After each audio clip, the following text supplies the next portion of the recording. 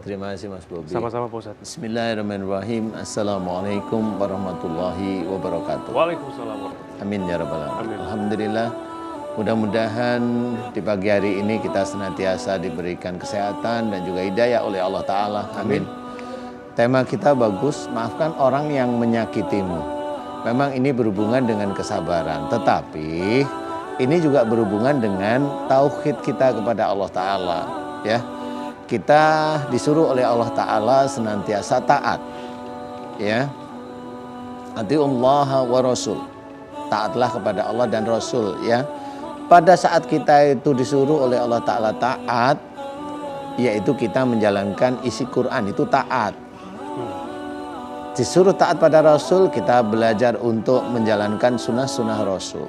Nah, di dalam Quran kita banyak cerita disuruh untuk memaafkan kesalahan orang lain. Fa'fu anhum wastaghfir lahum. Fa'fu anhum, maafkan mereka. Wastaghfir lahum. Doakan, mohonkan ampunan kesalahan dan dosa mereka kepada Allah Ta'ala. Ini sebenarnya perintah Allah kepada kita. Kalau kita itu disakiti, kita itu difitnah, kita itu dizolimi.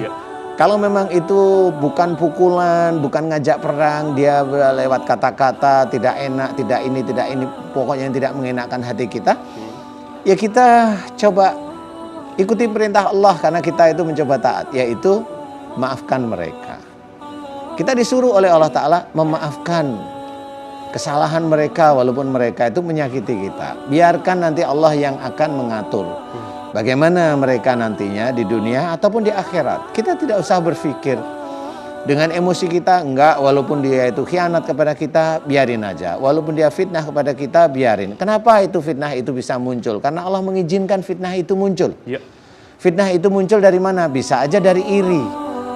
Iri hati seseorang melihat orang lain berhasil itu iri. Sehingga lupa bahwa yang berhasil itu saudaranya. Kemudian dia karena iri menceritakan pada kelompoknya, di kelompok itu menjadi fitnah, dan di kelompok itu disebarkan ke semua kelompoknya dia. Ini menjadi fitnah dan itu menjadi dosa jariah. Ya, tidak sadar sebenarnya. Padahal itu yang dia sakiti, dia fitnah itu saudaranya sendiri. Ya, senantiasa membaca asyhadu an la ilaha illallah wa asyhadu anna muhammadar rasulullah, itu saudaranya sendiri tetap aja difitnah. Nah, disinilah orang tidak sadar bahwa dia itu kalaupun ada saudaranya yang salah, salahnya di mana, kalau menyalahkan dia dimaafkan, tapi tidak, saudaranya belum tentu menyalahi dia, langsung dihantam. Nah, orang yang dihantam dengan fitnah ini tahu bahwa fitnah ini muncul atas izin Allah.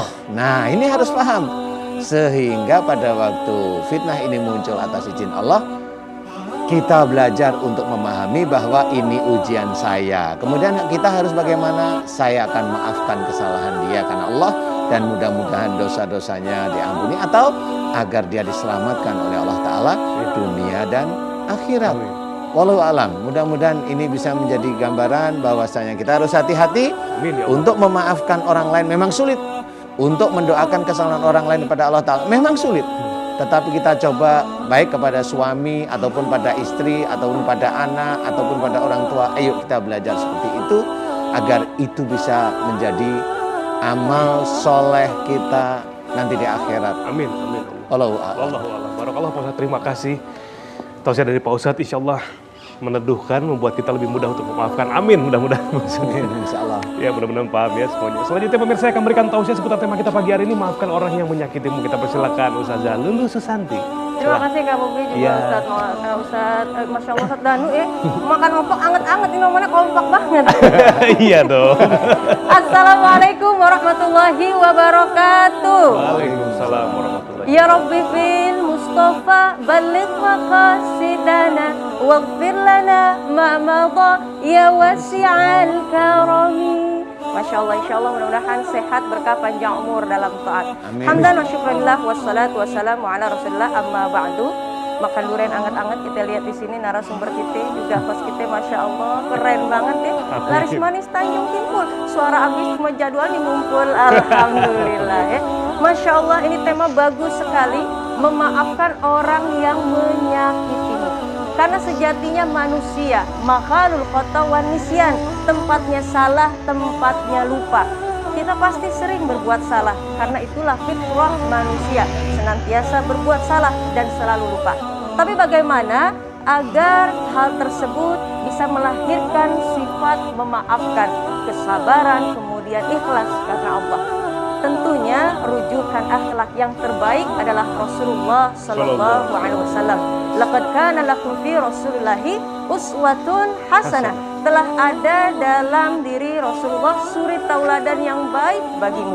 Dan akhlak Rasulullah merujuk kepada Al-Qur'an dan hadis.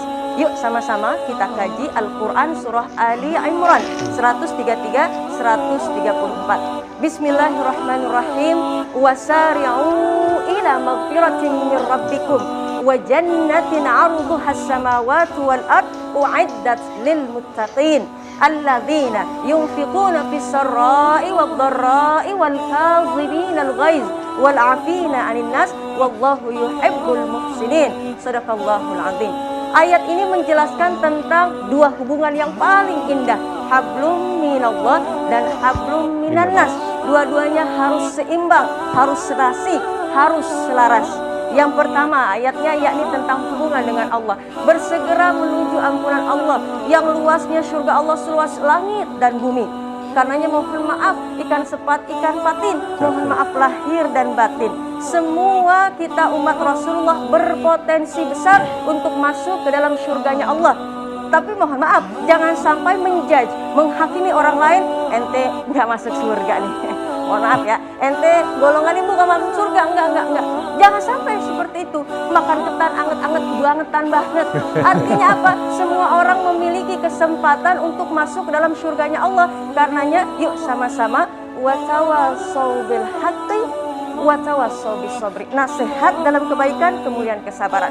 Kemudian pada ayat yang berikutnya hablum minan nas alladzina yunfiquna fis sarra'i wad dharra, berinfak, bersedekah. Kemudian wal kaziminal ghaiz, tahan amarah. Kemudian setelah tahan amarah bagaimana?